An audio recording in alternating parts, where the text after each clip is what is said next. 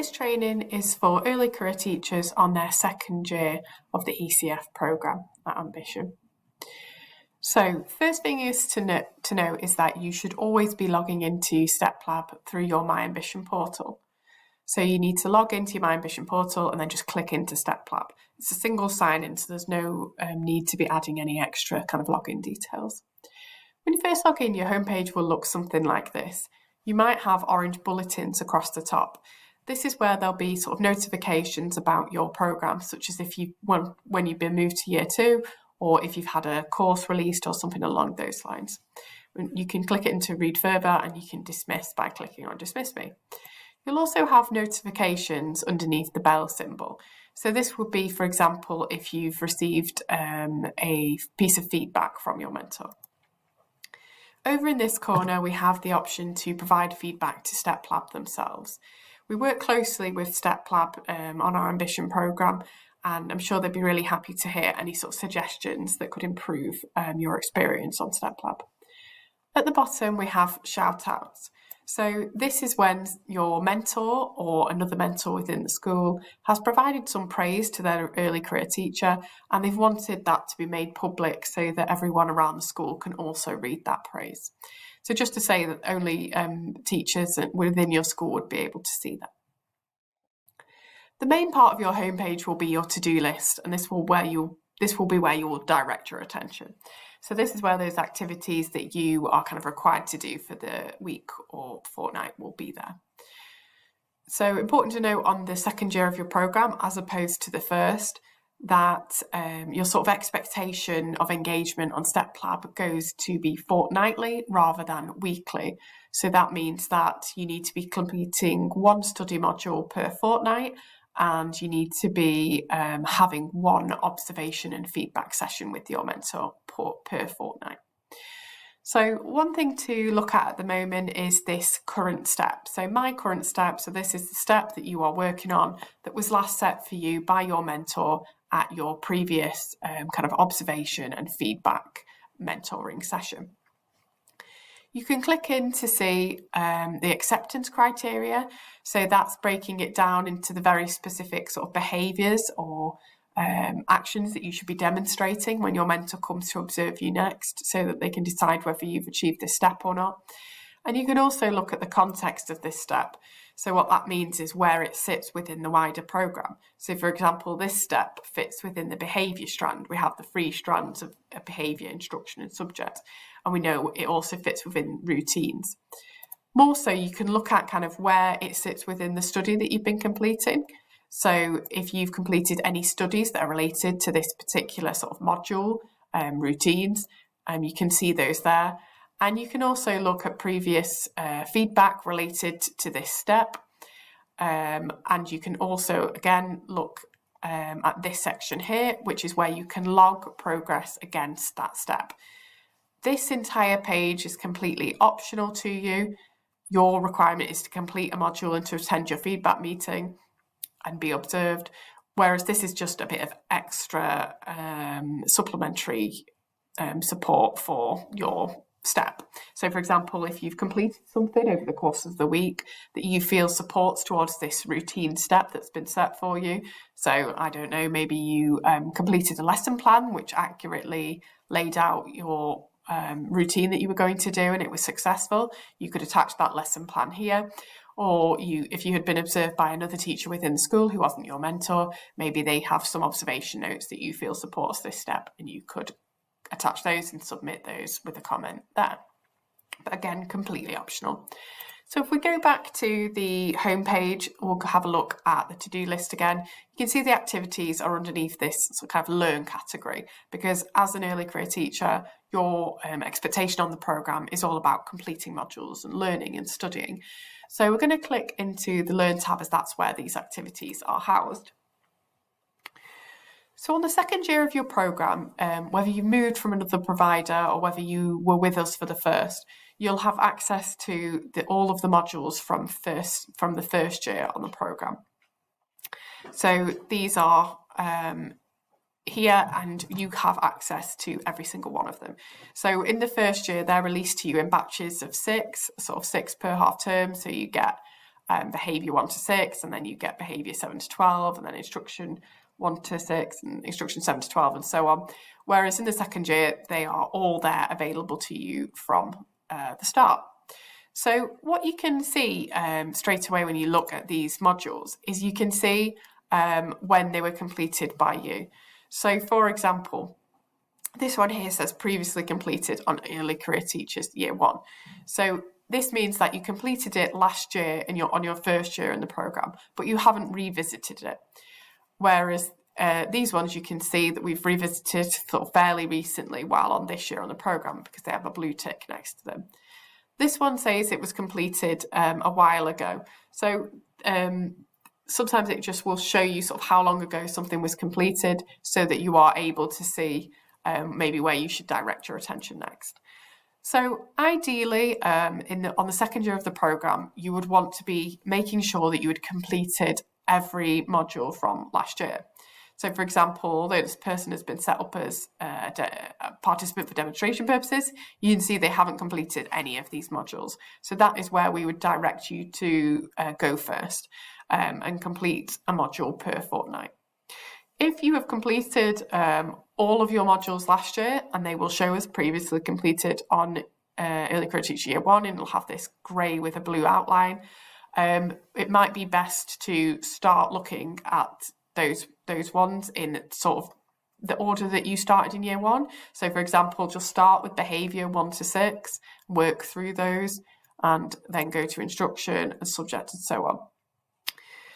Sometimes it's a really good idea to be able to direct a little bit more about where you should go with your study, and you can use the diagnostic tool, because what that will do is it will help you to work out what your areas of areas for development and the areas where you're really strong, and it'll help you to direct your attention with regards to this study content. So if in doubt, working through sort of chronologically, of course starting with those ones that you haven't completed at all, but then thinking a little bit about using this tool, which I'll show you in a moment, to direct your attention, and also thinking about those conversations that you have with your mentor, as together you two can both use your professional judgment to decide where you should direct your study in Year 2. So just as a reminder, or if you've not used our programme before, I'm going to click into one of our modules just to show you how it works. So if we click into, I think I'm going to do a different one. Let's do,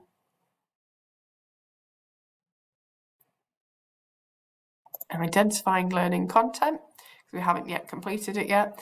And you can see these are the different sort of activities that you need to do as part of the module.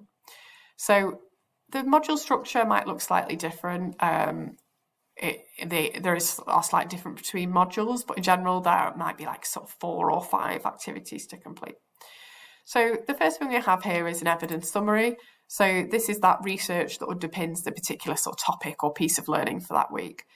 We want you to be evidence-based practitioners. So this is that source content that really sort of breaks down what we're expecting. And also, as long as it is, there's always sort of some key takeaways at the end that kind of summarise what's been said, and there's always options for further reading that you can click into and read from there, and references if there's anything you want to look into further. For each object, you mark as completed and then move on to the next object or activity. So for this one, I've completed in advance because it was I didn't want to get too many wrong and waste a lot of time on this video. But as you can see on the second year, these are optional. But I've already completed that one. So we can also watch our video, and this is where our topic for the week or our strategy is exemplified by an expert teacher and modelled in front of you. Bearing in mind that sort of the context that you are in and the sort of setting or phase might be slightly different to the one that's used in the model here. But in general, these strategies should be fairly universal. If you feel it isn't, do talk to your mentor about that, and they can maybe show you a model that exemplifies identifying learning content a bit better for you in your context. Every time you have a reflect object or activity, you can see it's always marked as optional, so you don't need to complete it at all. If you do enter anything into these boxes because you'd like to have a go at this reflection, and I certainly recommend that you do, you do need to complete every single one to be able to mark it as complete. So I'm going to leave it for now. And you can see that it already says the study is completed because I don't need to mark this one as complete for the whole module to be complete. So if I go back to Learn and I go back to the instruction strand, you can see that it's now got a blue tick in it and it says that I have completed it. So that is sort of my responsibility completed for the fortnight. A few more things I want to show you are first of all, the diagnostic tool that I mentioned. So the diagnostic tool, there are 3 modules to it, and some of these modules are the actual sort of test itself that you sort of do to work out where your strengths and weaknesses lie. And the other parts are kind of explaining how to use the tool effectively going forward. So really, really useful to use that. And I think there's maybe a bit more explanation in your Year 2 teacher orientation as well. So again, these are optional courses, these 3, but I really recommend them because the orientation will sort of talk you through Year 2, which a lot of our early career teachers can get a little bit confused about where they should direct their attention in Year 2. And then the diagnostic tool kind of gives you that really specific idea of where you're at and where you should sort of focus your attention. And then finally, we have these stretch modules. So the stretch modules are related to the strands, the behaviour, instruction and subject strands. And they're really just about sort of stretching your knowledge further on these particular topics. So if you have completed all of the Year 1 content, you've done the diagnostic tool, you've been revisiting content, but then you feel that you're ready for something new and you're ready to sort of stretch yourself in certain areas, you have these options here. So you can see, for example, supporting all pupils to be successful. We don't have to complete them in order. We can choose the ones that we want to do. So you can click in, and really similar to the modules from Year 1, there might be a quiz, a reflection, an article to read, more reading and reflections, lots of the same sorts of things that you would expect to find in the modules from Year 1 will be in these stretch modules, and you will complete those. So completing stretch modules will count towards your engagement, but they are optional. So really, we're just expecting you to engage with 1 module per fortnight.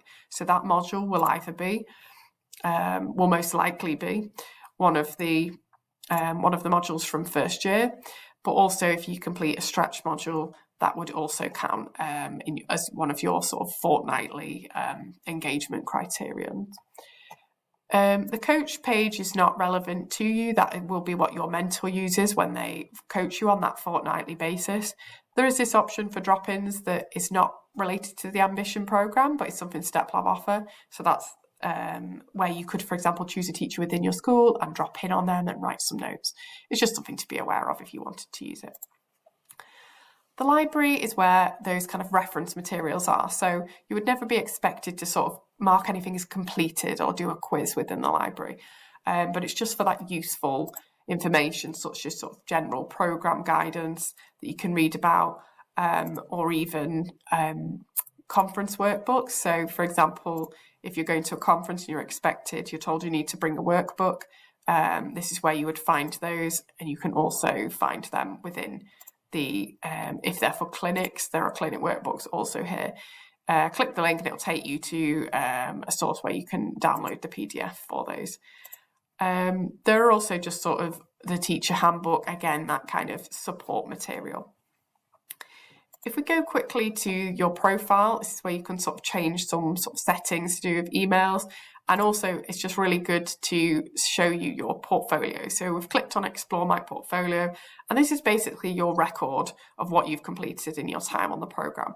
So when you sort of leave, you finish, and you no longer have access to Steplab, you will probably export your portfolio and take it with you, just so you have all of the information here, which explains what courses you've done, what programs you were on, what studies you did while in your second year on the programme, all of the feedbacks you received, and the steps that you achieved and all of those sorts of things. The final thing to show you would just be this support section. So this is just really good for helping you out on how to use Steplab.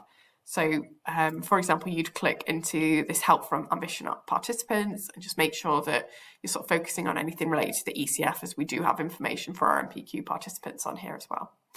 So one that will be really useful for you, for example, would be how to view all modules as a Year 2 ECT.